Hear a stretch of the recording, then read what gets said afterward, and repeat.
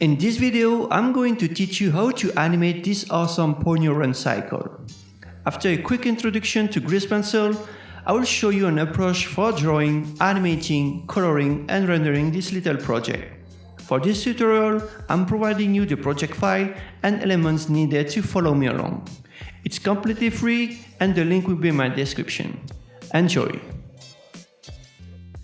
When you open Blender, a little pop-up menu with an illustration will appear. I'm running the 4.0.2 version.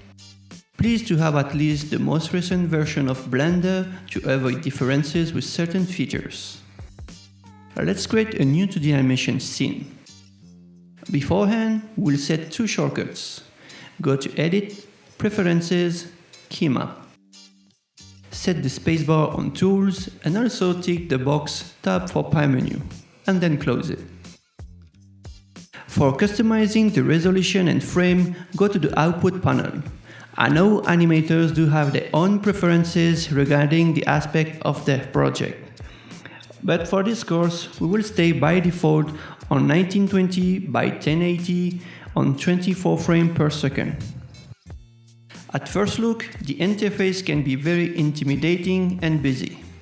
To simplify it, we will mostly involve between the viewport, the timeline, and the side panels.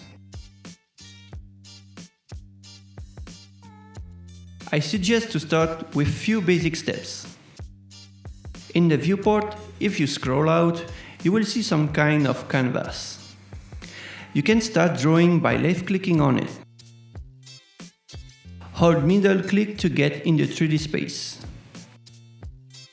This is how the Grease Pencil scenes looks like. We have the Grease Pencil object and a camera. You can find them in the outliner. Everything added to the scene will be listed in it.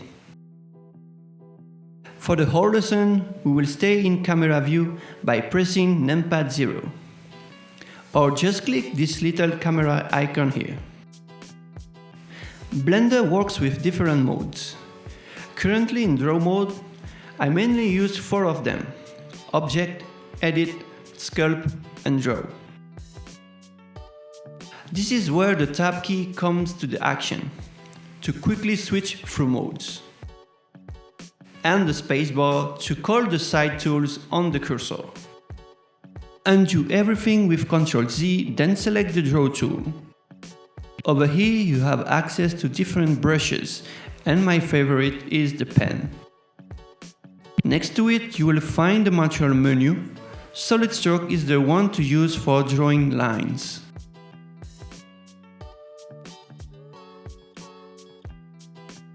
With F you can adjust the brush size. Then Shift F for the opacity. Actually, keep the opacity by default and set the size on 10 pixels. For correction, you have the eraser. There are 4 types of erasers, and I recommend to use the eraser point. Erase everything and let's get started. Let's import a reference. In object mode, Shift-A, Image, Reference. Locate your reference, then import. Press S to scale up and frame the character. In the image properties, set the depth on back and lower a bit the opacity. This is a setup for drawing over a reference. In the outliner, select the Grease Pencil object, then press Tab into Draw mode. Grab the circle and make one on the same size as the head. Quick select it in Edit mode.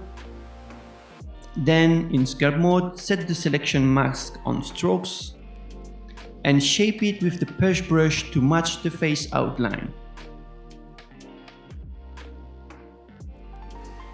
Add another circle for the ear, then use the cutter to get rid of the extra.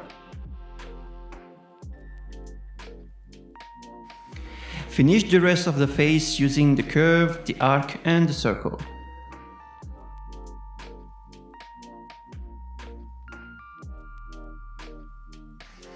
With the Draw tool, Ctrl left click to erase this part of the outline. Then trace it again with the help of the Stabilize stroke.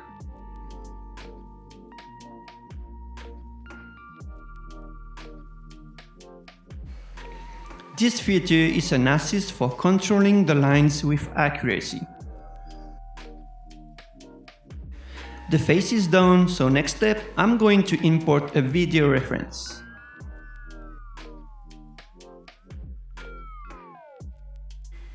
Press S to scale and fit it to the edges.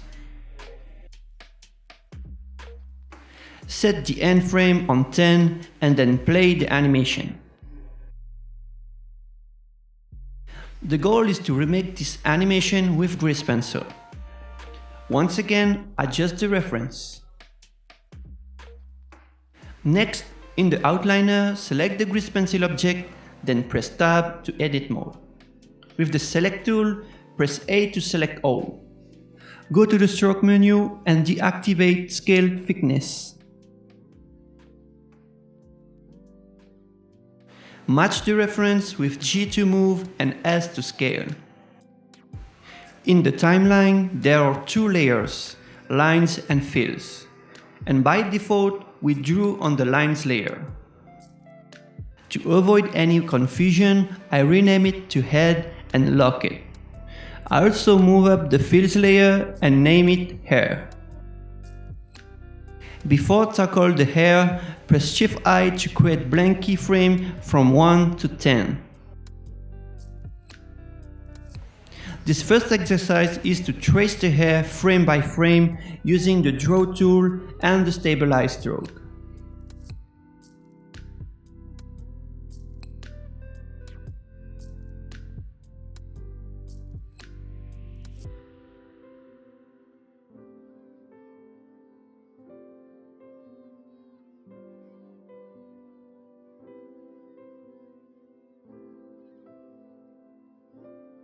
If the tracing feels offset, just select it in Edit and shape it with Skull.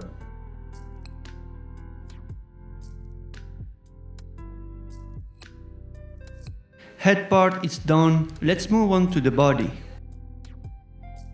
Set the playhead on frame 1, then click the plus sign to add a new layer. This second exercise is a short introduction to the interpolation. It requires at least 2 keyframes drawn in the same strokes order. Based on that, build the first keyframe. Next, draw the second keyframe on frame 3 in order to interpolate a breakdown on frame 2.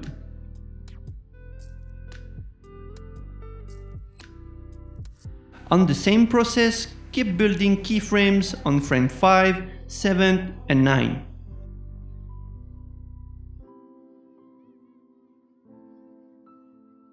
Lastly, select the first keyframe, Shift D to duplicate and move it to frame 11. To use the Interpolate tool, place the playhead in between 2 keyframes, then click and drag to choose a breakdown keyframe. Or choose the instant interpolation by pressing Ctrl-Shift-E.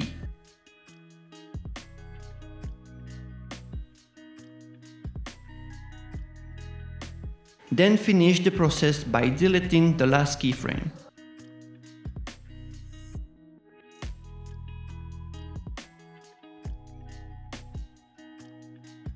On this progress, trace and complete the missing parts of the outfit.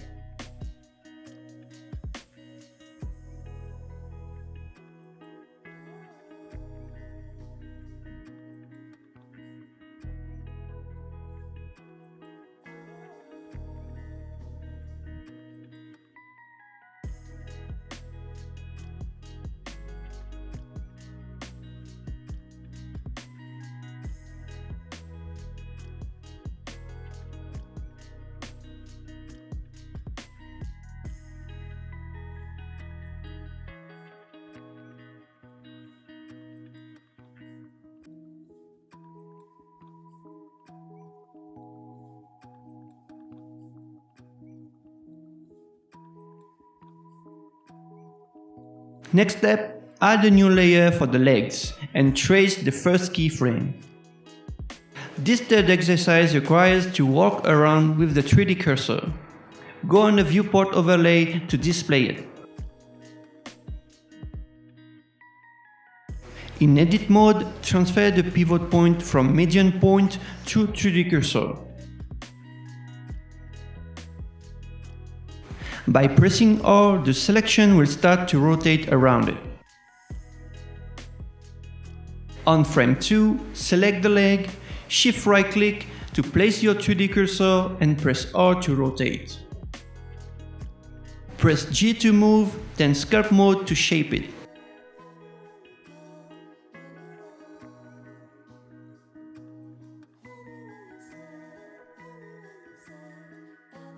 Same task for the other leg, select, set the 3D cursor, rotate and sculpt.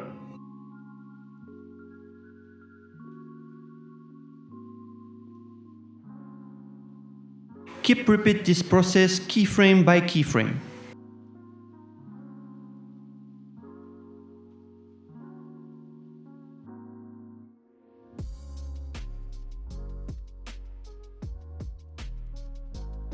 The use of the bend tool can also contribute to deform drawings on a specific direction.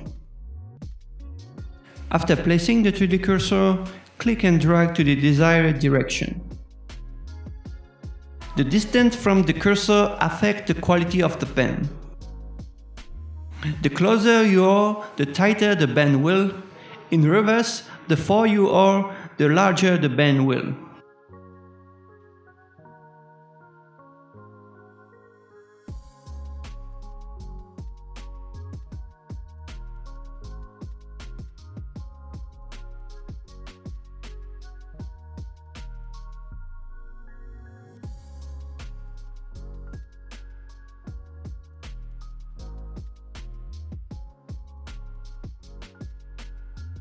After placing the legs, merge down the layer to the body. Merging layers allow the cutter to remove easily overlap lines. This extra step demands to understand the character design through the action performed.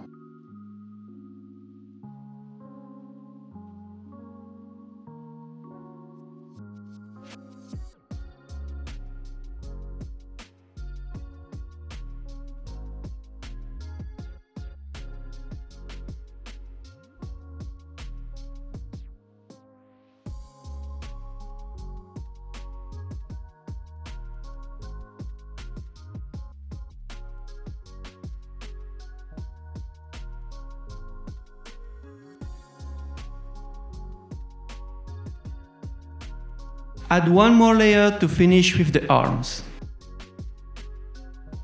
Start by tracing the hands and edit them frame by frame.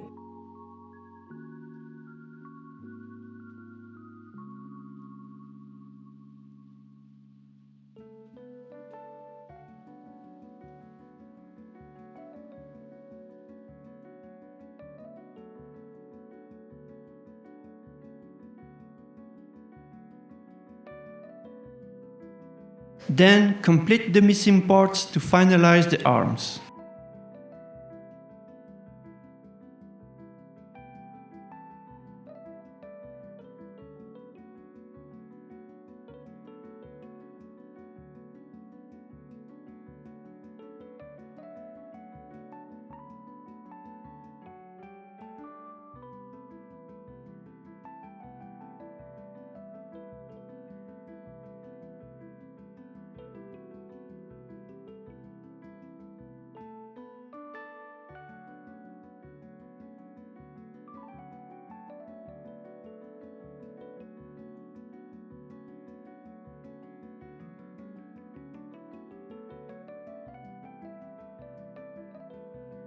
Merge down the arms layer to the body and review all the keyframes for a final cleanup.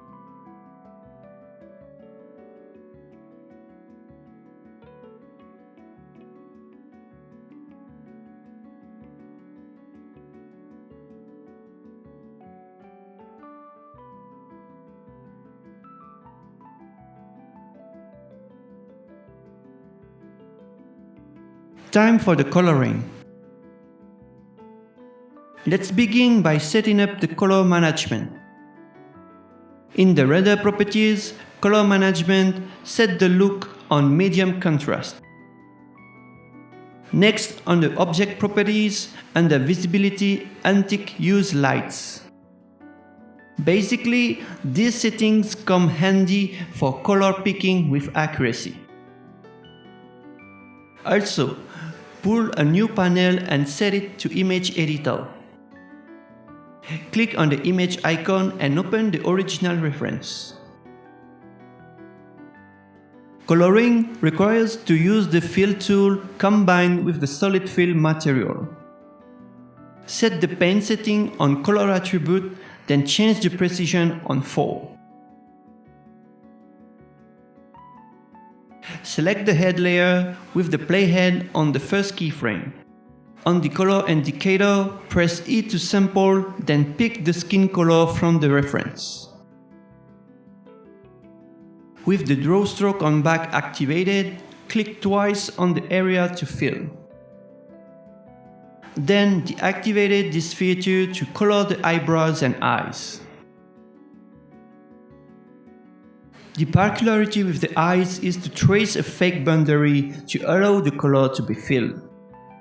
Alt left click with the fill tool to start tracing a virtual edges. Then continue to color without worrying about the overlay on the lines.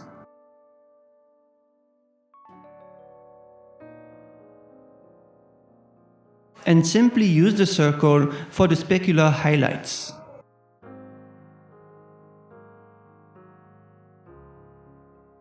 Regarding the conflict between stroke and fills on the same layer, the solution is to reorganize the materials and set the solid stroke above the solid fill. On the Material tab, lock the solid stroke material. In Edit mode, press A to select all the colors, right-click, Arrange, Send to Back.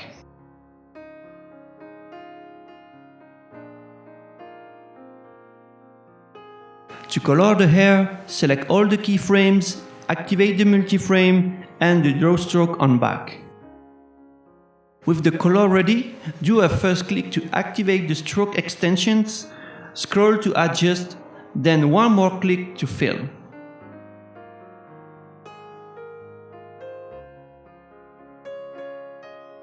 Thanks to the multiframe, all the keyframes has been filled at once.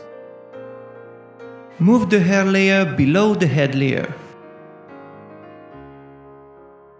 Select the head, then merge down to the hair.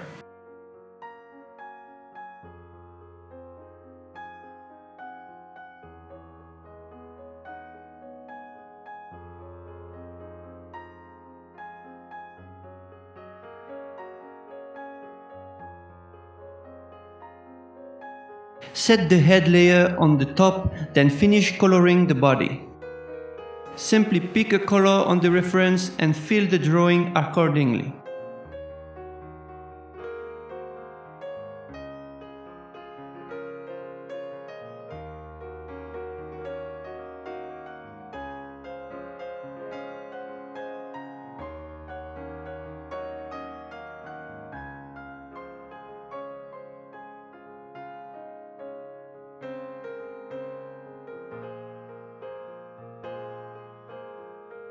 The project is almost done.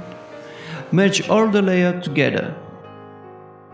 Then unlock every materials. Currently, the run feels odd without the body moving. To fix it, go to Edit mode, choose a keyframe, press A to select all, and press G then Z to move the drawing on the Z axis. Try making the same changes in order to give the run a more natural look.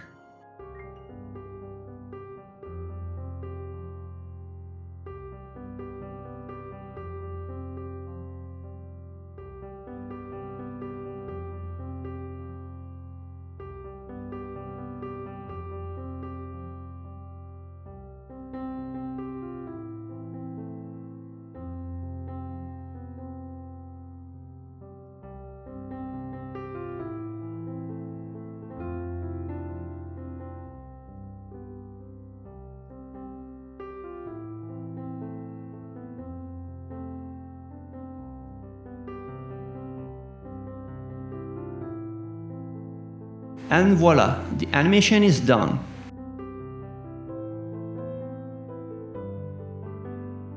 To push it further, let's add a shadow effect. In the Effect tab, select Shadow. Then set the viewport shader on rendered to display the effect in real time. Feel free to tweak and play with the settings or copy mine on screen. In the intention to render this project on a video format, the animation needs to be extended. In the Modifier tab, add the Time Offset modifier. Tick Custom Range option and set frame start on 1 and end on 10. By extending the end frame on 200, the animation will loop 20 times.